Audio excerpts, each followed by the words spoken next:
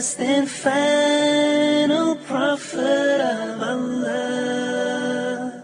He was a mercy unto the universe.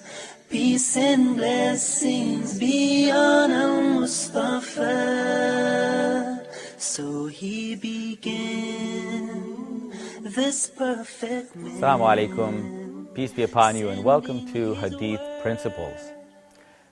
This program, we are studying the principles of the Hadith sciences in Islam, in which we examine the prophetic Hadith or Sunnah, ascertain its authenticity, and whether a particular quotation is reliable as a source for Islamic beliefs and practices. We've looked at the importance of the Sunnah in Islam as the second source after the Quran of our teaching, and that Allah Almighty has preserved this religion and will preserve it by His power until the Day of Judgment, and that the Hadith are a major source.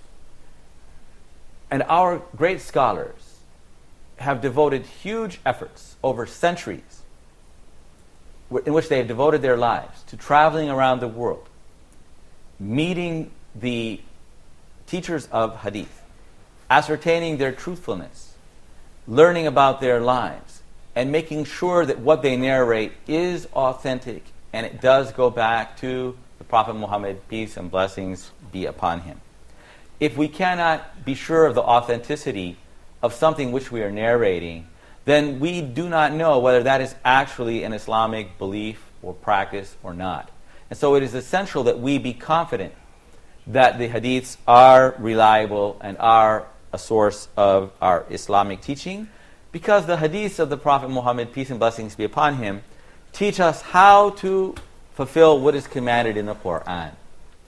When Allah tells us to pray, to make salat, or to give zakat, we can't know the method of doing that without looking to the Prophet. So the Prophet Muhammad, peace and blessings be upon him, said, Sallu kama ra'aytumuni asalli.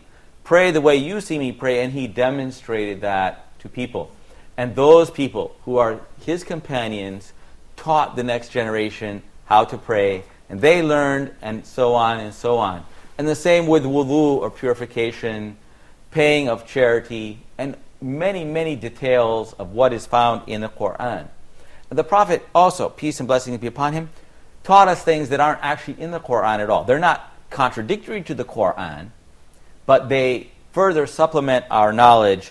And so not everything is told to us in a text of the Quran, but are told to us in the Hadith of the Prophet Muhammad, peace and blessings be upon him. And so in Islam, since the Prophet Muhammad himself, peace and blessings be upon him, was sent to us to teach us our religion, and we conveyed that religion. We have that religion has been conveyed to us, and everything he told to us, as Allah said, "Ma yuntiqu anil hawa." He doesn't speak out of his own desire, but it is all wahi. It is revelation, yuha, revealed by Allah Almighty. And so the Hadith are source of revelation or wahi that explains to us our religion. We talked about how the scholars looked to the Hadith and its chain of narrators. The isnad or sanad of the Hadith is the chain or the credentials. When somebody says the Prophet did this or the Prophet said that, what are their credentials? We want to know who they are, where they learned this Hadith from, and how it goes back continuously in an unbroken chain to the Prophet Muhammad, peace and blessings be upon him, so that we can be certain as to its authenticity. But the scholars of Hadith did not simply rely on the fact that they were trustworthy, known people in each level, and that they had met their teachers and that it was continuous. But they were very subtle in examining the Hadiths. And so sometimes there are certain people who are well known to the scholars of Hadith that sometimes in a very subtle way disguise the source of their Hadith from us. And this is called tadlis. And it is a very big problem because it is not obvious when you look at the isnad. So if I take the isnad, the chain of the hadith, and I look and I see each person is a reliable narrator of hadith, and each one had met the other one, and it goes back to the Prophet, then I assume that that is a musnad hadith, that it has ittisal, that each level is connected to the other level, and therefore I'm going to assume it's a sahih hadith. But our scholars were not naive. They knew that there were reasons, sometimes good or bad, that some people in those chains of narrators sometimes concealed information. And so that hadith is called mudallas, the hadith in which there is tadlis, in which the true narrator of that hadith is disguised in a very subtle way. One method is that a person heard hadiths from a certain sheikh or teacher of hadith whom he had met, but he reports a hadith he didn't learn from that person. So maybe he heard other people narrating a hadith, and he said, well, I like that hadith, and it's narrated by somebody else. But everybody knows that my scholar is, for example, we'll say my scholar is Sheikh Ahmed. But I didn't hear that hadith from Sheikh Ahmed, and so I narrate hadiths I heard from other people. And I don't know, maybe those hadiths might be authentic, maybe they're not. But in any case, I'm narrating them in the name of my sheikh.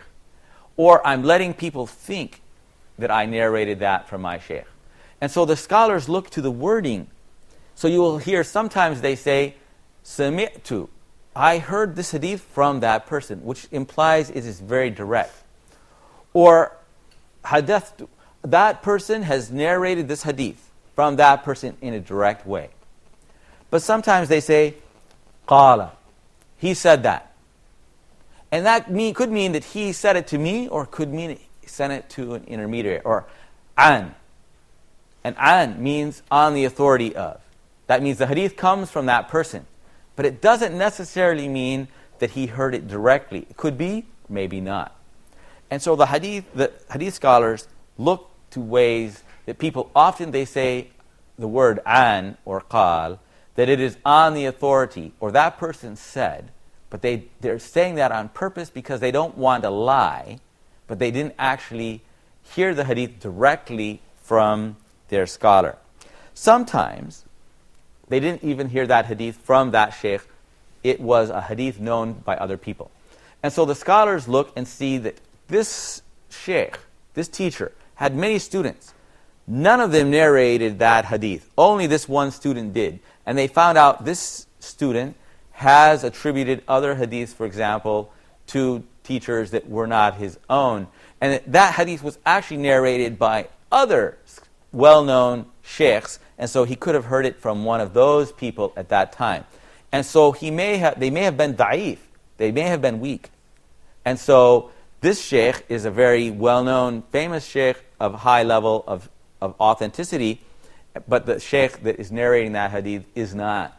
And so it's actually a da'if hadith. Or it may be known by other students, and it may actually be authentic, but not through this particular narrator of the hadith.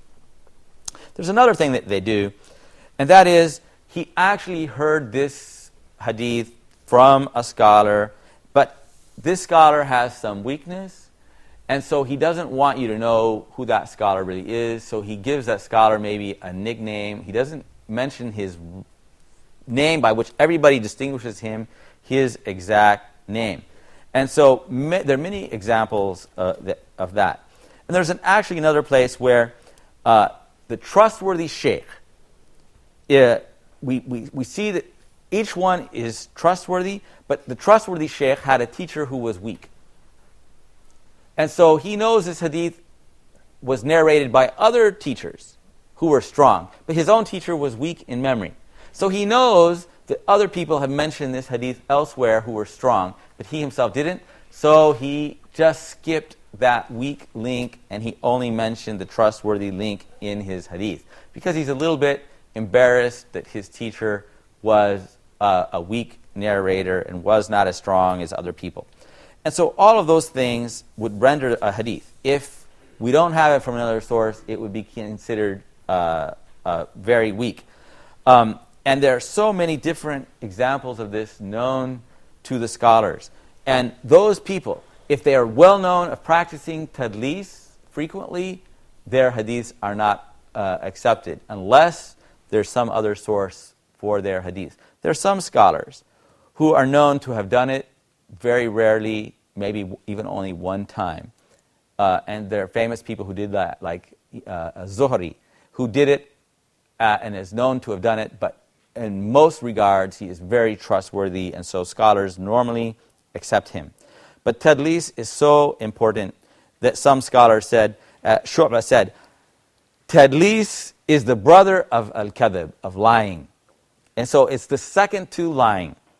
And he said, I would rather commit adultery than to report a hadith by tadlis. That's how badly he considered that this was a trick that is done by people. But there are some other good reports, people who did rarely practice tadlis, but they often have some good hadiths. And so some scholars accept them and some scholars do not. Ibn Lahya, who is actually from Egypt, who was a qadi from Egypt, he has some weakness, but to a lesser degree. And so many of the scholars do accept those reports because of that authentic hadith they do mention. We're going to go to a break. We'll be back shortly, inshallah. Assalamu alaikum. Peace be upon you. Muhammad is the last and final prophet of Allah. Dear viewers, Hoda programs can be watched in the English section of the in-flight entertainment directory on board all Saudi airline flights, domestic and international. Sit back, relax and enjoy watching Hoda's entertaining and enlightening shows on your trip. Hoda wishes you a safe and successful journey. Hoda, a light in every home. Muhammad is the last and final prophet of Allah. Assalamu alaikum and welcome back to Hadith Principles. Before the break, we're talking about the tadlis, which are hidden breaks in apparently good isnads. Let's review a little bit of what we're talking about today. And it's called tadlis. And the hadith is called mudallis. And what this is, we look at a chain. It's going back, as we said before, the isnad goes back to the Prophet, the companions, then the tabi'een, and the different levels. And this is the proof of this hadith's authenticity. So we have to know that each person is reliable and trustworthy, and that it's continuous. Hadith musnad, or continuous hadith, that there's a continuity and each one heard from the other. But sometimes we have a narrator of hadith. He's narrating hadith and he has a sheikh. And this sheikh is very reliable and trustworthy. And he narrates reliable and trustworthy hadiths from that person. But he heard some other hadith. It may be good, it may be bad, it may be fabrication, but he liked it. And he mentions that hadith among the hadith of his sheikh. And if he does that, and he didn't actually hear from that sheikh, then that is tadlis. And that is a very famous example. So here, there is no connection, but he mentions this name so it appears to be a connection. And so the scholars are very, very astute.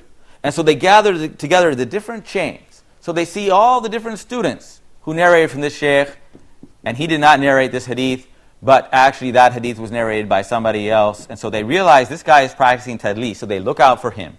And if he's doing that frequently, his hadiths are rejected by the scholars. Some very reliable scholars maybe did it once or twice for some reason, maybe without intent, and their other hadiths may be accepted by scholars. Another way they practice this is that he actually heard this from a sheikh. But this sheikh was weak and would not be reliable. And so he conceals the name of that sheikh. Maybe he calls him by his kunya. He's Abu so-and-so. Or he calls him by a name, so you'll think he's somebody else. You won't think he's them. You'll call him by a name that you may think he's another person who is a very reliable narrator. And so this hadith did not come from that person. It came from an unreliable narrator. Another way that they do it is that the narrator of hadith actually heard this hadith from a weak person, but he knows that this hadith, there is a stronger narration of it, and so he just does it in the name of that person, even though he himself didn't narrate hadith from that person. He doesn't want you to know that it's actually coming from a weak source. And so that is the practice of tadlis in the hadith study. These are important principles that we have to see. Our scholars weren't very naive. They were very, very strict in their criteria. And a lot of things that are published today, people publish memoirs and history all the time, it would never pass the test of these scholars. And so the hadith of the Prophet are on a high level of authenticity, inshallah. Yes, brother. Excuse me, sir. From a practical point of view, how could Muslim scholars find out that this hadith is mudallas or not? It only comes by those people who have huge, vast study of all of the narrators. Who are the teachers? So he knows who are the teachers and who are the students, and which hadith came from which one. Only by studying literally thousands and thousands of hadith can they know that and identify that. Mm-hmm. And so when they hear this hadith, and he knows, well, none of the other students of that sheikh has narrated that hadith in this form, and it's by somebody else, then they get a clue, and then they look and they concentrate on that person. It's just like if you're a teacher and you suspect a particular student is cheating, then you start examining him very carefully and keeping your eye on him, then you will catch him real big time. And that's what they did. They find this habit, and then they catch that guy, and then he's called mudallis, and then people don't accept their narrations. And so even though they appear to be authentic, and most of us, if we examine that hadith, we wouldn't know. But it only comes because they were living and breathing the hadith study, and that was they concentrated. Most of those great hadith scholars, they concentrated on the hadith, almost didn't do anything else in their lives, and really were devoted to it. Now, some hadiths don't have three classifications of da'if, hasan, gharib. Some on sahih. Some say that sahih hasan, Yes. or hasan sahih. Hasan Sahih, yeah. That's specifically the terminology of Imam Tirmidhi. And so we're actually going to be talking more about his terminology in a later episode. But the Hasan Sahih was his own terminology for hadith that was less than the level of Sahih and above the level of Da'if. And so that was his own terminology that he invented. And some of the other scholars invented their own specific terminology. It wasn't exactly the same as the other scholars. But they're basically hadiths which are not on the highest level of authenticity, but there are not liars or known forgers or liars of hadith in any level, and they are known to be continuous back to the Prophet Muhammad, peace and blessings be upon him. Okay. Excuse me, sir. A question, if I may. Yes, Muhammad. How many hadith would you say, or what percentage are mudallas? Well, of course, they don't include these as authentic hadiths of the Prophet Muhammad in any of the sources, but this was a common practice at certain areas of Islam. The authentic hadiths or Hasan hadiths, if there is somebody who's known to practice tadlis, there is evidence of the authenticity of those hadiths from other sources that are indisputable. And so you will not be able to identify them very easily, but they're actually whole books dedicated to this subject, and they mention, I don't know the particular number, but they mention who are famous for tadlis and which hadiths they narrated, and I'm sure somebody has counted them, but I haven't counted them myself, inshallah. Thank you, Mashallah. Yeah, mashallah. Are there any vices that may be hidden and break the validity and the authenticity of hadith, or is it just tadlis?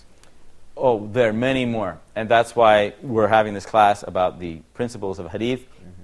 We're looking at every level of the hadith, its narrators, the condition of those narrators, and the matan, or the actual subject matter. There are many hidden defects that we're going to talk about in other episodes. We won't have time to talk about all of them today.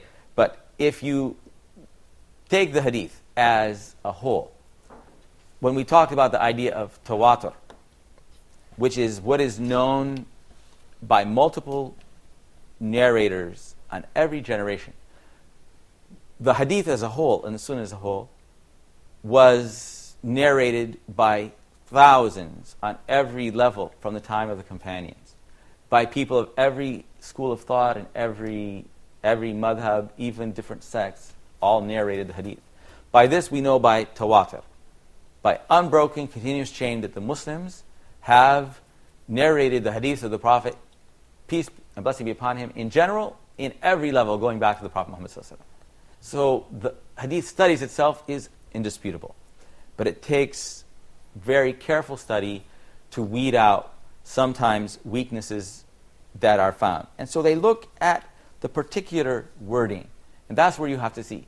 Most of us are familiar and we hear, it says, An Abi Huraira, radiyallahu anhu. That is, it is on the authority of Abu Huraira. May Allah be pleased with him. But the word an doesn't necessarily say that that person heard it directly. So I can say that. This is a hadith, I'm telling you, is an Abi Huraira. Yes. But I didn't hear it from Abu Huraira. And so in Arabic, but if I said, Sami'tu Abu Huraira yaqul, then I'm a kadhab, I'm a liar. I didn't. But so if I find a hadith in Bukhari, and for example, it says on every level, Sami'tu, on every level, then this is what is called musalsal. Let me write that down.